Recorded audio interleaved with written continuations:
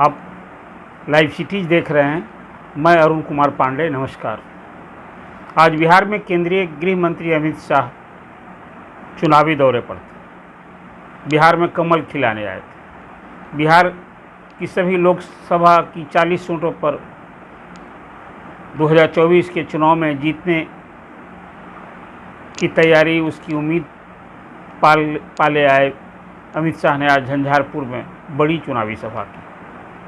लाखों की भीड़ जुटी थी। झंझारपुर के जो मधुबनी जिला में पड़ता है, मिथिलांचल में पड़ता है, वहाँ के ललित ग्राम स्थित कर्पूरी स्टेडियम में उनकी जनसभा थी। और जैसी उम्मीद थी कि बिहार में आकर अमित शाह लालू प्रसाद और नीतीश कुमार पर हमला बोलेंगे, हुआ भी यही। उन्होंने मिथिलांचल को नमन किया, मिथिलांचल की पेंटिंग और नालंदा विश्वविद्यालय की गौरव गरिमा की चर्चा की। और फिर पूरी जनसभा में उन्होंने लालू प्रसाद पर कुछ ज़्यादा ही हमला बोला। रहे नीतीश कुमार भी उनके निशाने पर, और उन्होंने कहा कि लालू नीतीश की जो जोड़ी है, इस स्वार्थी गठबंधन है। और आगे फिर उन्होंने लालू प्रसाद के रेल मंत्री रहते जो भ्रष्टाचार किया, उसका उन्होंने उल्लेख किया।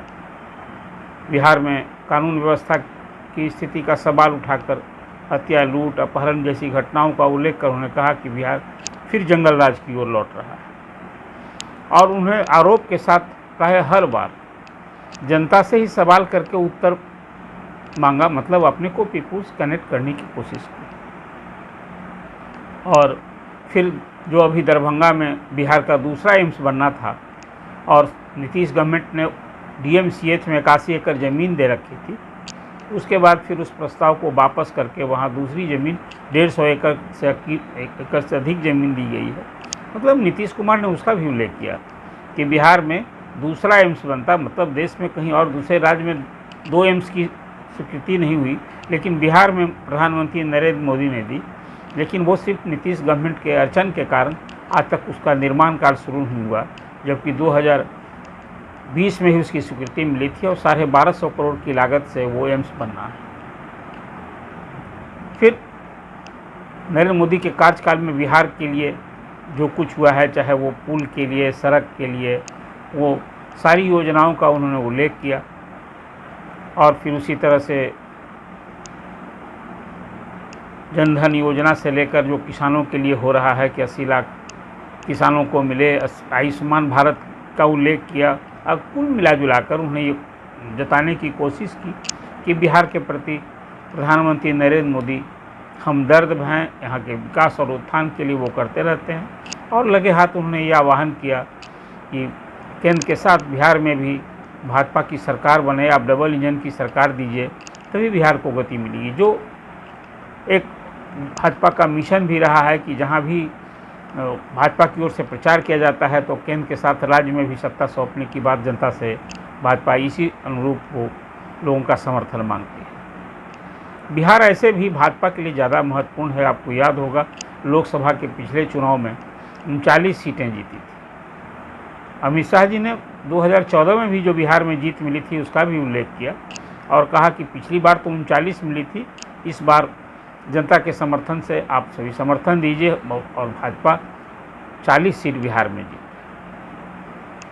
कुल मिलाजुलाकर कितना महत्वपूर्ण है। खासकर नीतीश कुमार ने पिछले वर्ष अगस्त में जो भाजपा से नाता तोड़ा है, तो भाजपा उसकी खींच है और बिहार महत्वपूर्ण है। आपको याद होगा लोकसभा के पिछले चुनाव में भाजपा यहाँ 18 सीट जीती थी, 17 सीट जीती थी, 17 सीट लड़ी थी। नीतीश जी भी लड़े थे उतनी ही सीट, लेकिन वो 16 सीट जीते थे, 1 सीट कांग्रेस जीत गई थी। तो बिहार को बीजेपी ने बहुत ही प्रमुखता से लिया है और जो लोकसभा की 40 सीट में है उसमें 10 सीटों को बीजेपी ने पहचान की है कि वो कमज़ोर वाली सीट है। उन्हीं सीटों पर अभी अमित शाह का ये दौरा हो रहा है और जनसभा की है उन्होंने। इसके कबल वो आज ये 6ठा दौरा था उनका बिहार में, खास करके अभी ये भाजपा से नाता टूटने के बाद। उन्होंने सीमांचल में पूर्णिया से शुरू की थी, फिर वाल्मीकि नगर गए।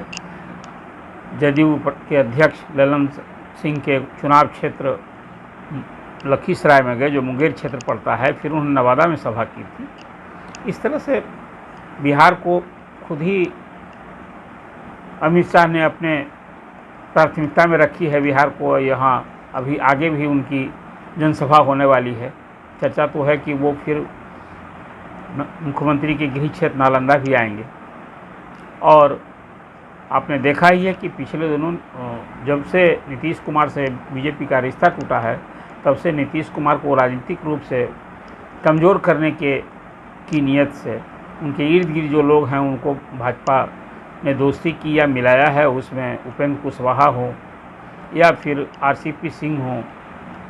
और आपने देखा कि सम्राट चौधरी को प्रदेश भाजपा की कमान सौंप करके कहीं न कहीं जो नीतीश कुमार का लवकुश समीकरण है, इसको तोड़ने की भरसक कोशिश की। तो आज के इस चुनावी सभा में जैसी उम्मीद भी थी, हालांकि पिछले दिन जब मुख्यमंत्री राष्ट्रपति द्वारा जो G20 का सम्मेलन था, उसमें जब वो प्रतिभोज में गए थे, तो यहाँ तरह तरह के राजनीतिक क्षेत्र में क्यास लगने लगे थे। तभी मैंने स्पष्ट रूप से कहा था कि नीतीश कुमार ने कोई दलीय भावना से ऊपर उठ करके जो देश की एक डिप्लोमेसी होती है, उसको ध्यान में रख करके उन्होंने राष्ट्रपति के भोज में वहाँ शरीक होने गए थे। इसका कोई दूसरा अर्थ नहीं था। लेकिन चर्चा होने लगी कि क्या फिर नीतीश कुमार भाजपा से करीब होंगे। हालांकि ये बात सही नहीं है। अब तो नीतीश कुमार के लिए भी लालू प्रसाद के साथ रहना मजबूरी है, कहाँ जाएंगे। और नीतीश कुमार तो जैसा कि आज अमित शाह ने कहा कि अब केंद्र में तो कोई प्रधानमंत्री की वैकेंसी नहीं है, तो नीतीश कुमार को एक सफलता हाथ नहीं लगने वाली है। उन्होंने यूपीए का नाम बदलकर INDA भी करने पर तंज कसा। और फिर जैसा मैंने कहा कि वो ये भी कहा उन्होंने कि लालू प्रसाद अपने सुपुत्र तेजस्वी को मुख्यमंत्री बनाना चाहते हैं। कुल मिला जुला कर जो पिछली सभाओं में भी जिस ढंग से अमित शाह नीतीश कुमार पर हमला बोलते रहे हैं, वो सारी बातें दोहराई। लेकिन आज की जनसभा में नीतीश कुमार से ज़्यादा लालू प्रसाद उनके निशाने पर। और फिर भाजपा इसी तरह से मुझे लगता है कि आने वाले चुनाव में बिहार में जो लालू राबड़ी देवी का काल था, जो जिसको जंगल राज के रूप में लोग खासकर विपक्ष इसको कहा करता था, फिर भी जंगल राज का डर दिखाया भाजपा। ये डर आगे भी दिखाते रहेगी। और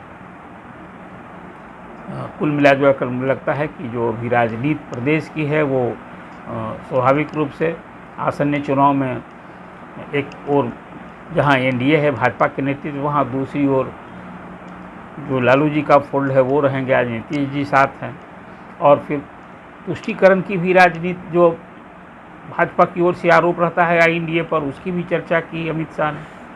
और उसके हाथ जो अभी पिछले दिनों बिहार में जो शिक्षा सुधार के नाम पर रक्षाबंधन, जन्माष्टमी सहित कई छुट्टियां जो रद्द कर दी गई थी, और फिर जन दबाव में शिक्षकों के विरोध पर मुख्यमंत्री ने हस्तक्षेप कर वो छुट्टियों को जो छुट्टियां रद्द की थी उसको बहाल कराया, इसका भी उल्लेख किया अमित शाह ने। कुल मिलाकर ये हिंदू वोट को कहीं न कहीं संगठित करने के लिए जो भाजपा पर तुष्टीकरण की राजनीति होती है, उसका भी शिक्षा मंत्री जो रामचरितमानस पर जो इधर हाल में कुछ बयान दिया है, उसका भी उल्लेख किया।